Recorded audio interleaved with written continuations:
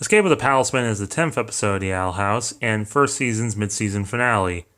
In it, Luce and friends accidentally crack Albert, and now Luce has to pass some trials by the batqueen to make sure they're worthy enough to keep Albert. Meanwhile, Keen's being a kid, and Ida's the Owl Beast.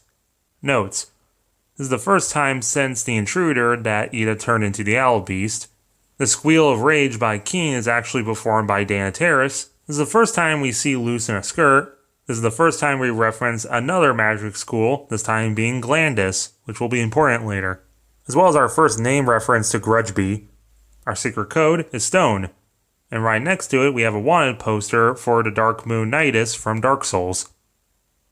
The kid that harasses Keen is literally just called the Usurper. This is a pretty important episode to the canon because this is the episode that establishes the name for the familiars of a witch's staff is called a Palisman. You carve it from a special type of wood. Ida's potions are starting to become less affected on the curse. The batqueen is actually a Palisman to a giant and protect a forest full of Palisman. There's not a whole lot to this episode, but I still liked it.